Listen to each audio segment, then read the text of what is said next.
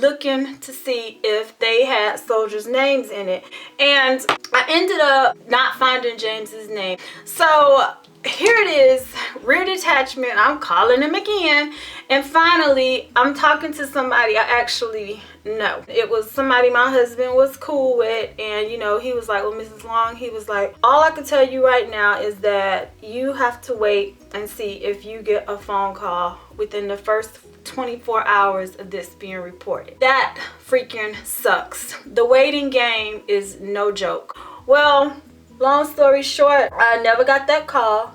Thank God I didn't. However, it was still a waiting game just due to the fact that I still hadn't heard from him. And so when the rear detachment called me back, and they just was letting me know that James was okay and that I should be hearing from him within the next 48 hours.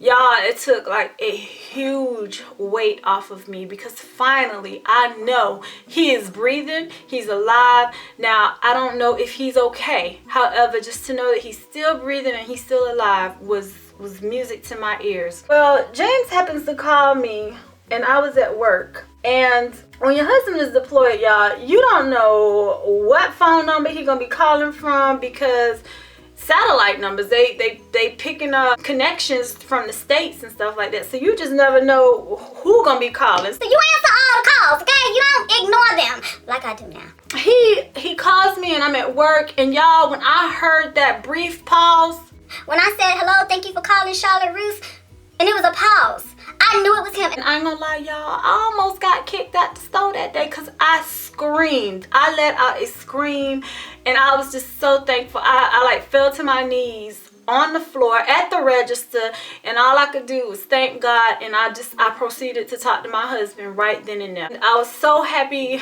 to know that, you know, he was okay and that, you know, he wasn't injured. However, you know, they don't tell you a lot, especially over the phone, just due to the fact of security reasons. So, you know, it wasn't like I could ask him like all these questions and think that he was gonna answer me, because he couldn't. This is the risk that you take of being affiliated with the military. You don't know, you know, if your husband or your wife is gonna come home. You don't know if they're gonna be injured. You don't know what they see. You don't know if they're gonna be mentally okay when they come back. I'm gonna fast forward. His first deployment, it was me, and I believe it was Jasmine that like really like suffered from him not being there. And I mean, that's like the whole 7th grade year. Her 7th grade year, it just sucked because she just got in trouble all the freaking time.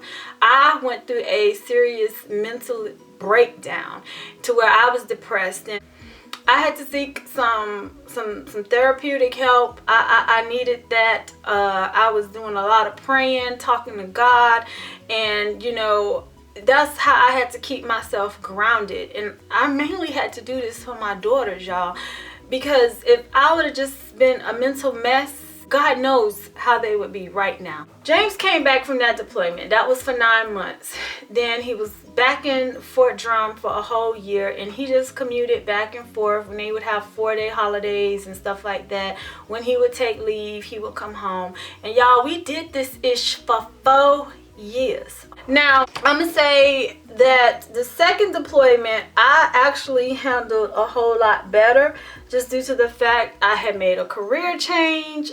You know, I made a career change that was gonna be family friendly, and I needed to work for a company that was gonna be family oriented, and that's when I went to work for Cracker Barrel. Well, with all this new stuff going on, I had things to occupy my time, my mind, keep me busy. However, them 18 months, they went by. They just didn't go by as fast as we wanted them to go. And I'm gonna tell you, when soldiers are deployed, they see a lot of stuff, and I ain't just talking about like the graphic, gruesome stuff. Like, they see a lot of stuff where like husbands or like soldiers are there with them, and they finding out like they wives cheating and they wives done left them. You know, soldiers done got these big bonuses, and the wife done just cleaned out the account and shit, and now she over here with, you know, John Boy, and it gets really ugly. And I'm just gonna say this, towards the end, it was starting to mess with my husband. And it was just because he saw it so much. He was supposed to come home and then he got extended. Not good. And when soldiers get extended, I'm going to tell you, you might already want to be prepared for some drama. Because he like, I'm not going to be home for a while, you know. How do I know? I don't know what's going on. And, you know, I had just learned how to cope with him a whole lot better from the first time because I was the one going through all the issues the first time, not him. I just learned how to cope with him better, you know, with not giving him bad news on the phone, you know, not being argumentative, you know, just like trying to be there for him mentally so that, you know, he can know that my ride or die girl, she's still there. Well, finally, me and him did get into like a big argument, you know, about what was going on there. And I had to tell him, stop comparing me to these other broads that's doing this stuff to their husbands and stuff like that, because that ain't me. When I told you I was ride or die and I'm in this with you to the very end, you just need to trust and believe that I have given you no reason to think that I'm just gonna run off with the money or that I'm just gonna run off in the sunset with Billy Joe Bob. No, Plow, you know, we in this together. And I'm gonna tell y'all this, when you are like in a situation like that, if you can survive it, it can be the biggest test of your marriage. Because here it is, for 4 years he didn't live with us. For 24 months he was in Afghanistan, okay, on 2 tours. And then the other 24 months he was in New York. And honey, James was like, that last deployment, he is done with infantry, and he started making some moves while he was deployed. And he was just like, this is not for me. I refuse to go through this again and leave y'all like this. And so he was like, nope, I'm taking my career back into my hands, and I'm going to be the one controlling it from this point on. And y'all, he did that. Now, deployments, separations, involuntarily, I would not wish that on anybody, because all marriages don't survive it. All families don't survive it, just due to the simple fact that so many thoughts go into everybody's head. And it's not just the soldier, it's the wife, it's the children. You know, they're worried about if daddy is going to come home. Is he gonna be missing body parts? Is he gonna come back alive? All of these thoughts are going through your head, and I would be sitting here lying to y'all if I told y'all it was easy. It was the hardest thing that I have endured in my 21-year marriage was them 4 years. Fort Drum in Afghanistan, it tested our marriage on a whole nother level. And you know what? My husband knows. He knows I'm ride or die for him. He knows that I'm gonna always be here. I am his other half. And without him, I can't breathe. And I know without me, he can't breathe. I know we value each other's presence, each other's love. We value that loyalty. We value that. And a lot of times, that be the main reason why families and marriages break up, is because the trust is gone out the door, the loyalty is gone. You know, it's like, I can't have faith that my spouse is gonna think with this head and not the other. You know, my wife is gonna be, you know, not feeling lonely all the time and feel like she gotta go get with Billy Joe Bob and all of this. It's like tons of things that just go on. And sometimes, I ain't gonna lie, I think some spouses prefer their husbands to be deployed just due to the fact of all the money they make while they deploy. Cause y'all, they do. They rack up with them checks, and tax-free? Let's just keep it real, okay? They rack up, and it's like, a lot of times, you know, the soldier feels like, well, damn, I'm only good for a paycheck. Sad. And I frown upon spouses in marriages like that. We've been in the military long enough now that I have seen it all. I've learned from other people's experiences, and like I said, I'm somebody, I can learn from other people's mistakes. It don't take me and James having to go through what other people have gone through for us to get it. We take notes. We put stuff in our pocket and save it for the future, because you never know. Alright y'all, forgive me. I just went ahead and fast forward and finished my makeup because I'm more concerned about talking to y'all versus putting on my makeup. So the one thing that I definitely wanted to point out, that if there is anybody experiencing or about to experience a soldier being deployed or your spouse being out of the house for a lengthy period of time, is to definitely have a strong support system. Y'all, that's sometimes when you find out who your real friends are, is during those times of need. And y'all, I had a great support system with my mom, my father-in-law, my best friend at the time, Dee, my daycare provider, Miss Della. My sisters helped out when they could.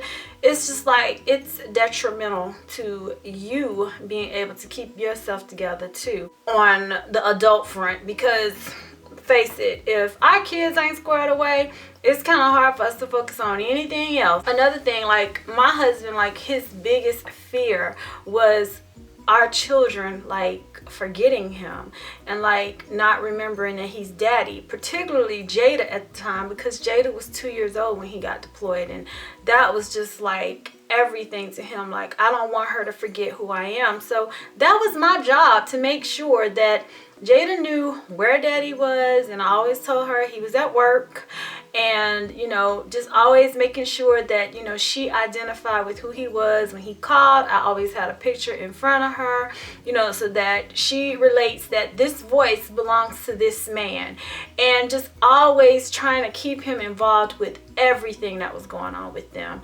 You know, even though he's a distance away, however, you got to make them feel like they're right there. Which brings up the next topic of communication. It is critical that you keep communication open while these soldiers are away, and they got to keep communication up with you too. Now, don't get me wrong, it can't just always be the spouse. It has to be the soldier as well, because he's the one got to call you. You can't pick up the phone and call him. Child, I wish I could have called James like that. Was not able to, okay? However, his second deployment, y'all, I talk to James every freaking day. Every day. Second time, he wasn't out there looking for Bin Laden. He was the NCO that was responsible for making sure that soldiers that was out in the field, they got supplies, food, ammunition. He was responsible for that. Well, he was in an office setting, and y'all, I always sent him things like sweet smelling things, you know. Send him some teddy bears with my scent on it. You know, I would send him pictures all the time. Today's time, like this was 2003, 2005 when he got deployed. Shoot, in 2016, we got Facebook, we got Skype, we got FaceTime, we have, you know, Instagram. It is too easy for y'all to make sure that communication is key. So, I'm gonna say this. It's very important to keep the lines of communication open. It's definitely important to make sure that your children know that their father or their mother is away and that they are there on business. However, you gotta have that real conversation with them to make them understand what's really happening. And my daughters, they knew that their father was in another country. They knew that he was there fighting for our freedom. That's what we gotta tell them though, y'all. You can't tell them that they were fighting about oil and, you know, you can't get that deep into it. You just gotta tell them they're fighting for our freedom. I just always told them that I want them to always make sure they say a prayer for their daddy every night. If I had to relive it, I'm gonna tell y'all that'll be a hell to the no. Stephanie does not want to relive that. However, I'm thankful that we survived it. We were able to get through it without losing the integrity of our marriage, our family. You know, I have to applaud us for being able and to being strong enough to not let that beat us. And that's what I'm going to strongly encourage you, not to let deployments or separations beat you, because they can take their toll on the family. So with that being said, I'm going to go ahead and end this Get Ready With Me. I hope you guys enjoyed it. I know it's not a topic that's like pleasant or a fun story time. However, it's the real, and I would never sugarcoat anything in regards to, well, anything. I ain't gonna sugarcoat shit, okay? You can depend on me for that one. I'm gonna keep it 100 with you, and like I said, them was the worst 4 years of my 21-year marriage right there. However, we longs. we beat that battle. We beat it. We whooped that war's ass right there, because it was a war on us, y'all. That's how you gotta look at it. It's a war on you. You, your marriage, your family. And guess what? You always want to be the last one standing. So on that note, I'll see you guys in the next video. Bye.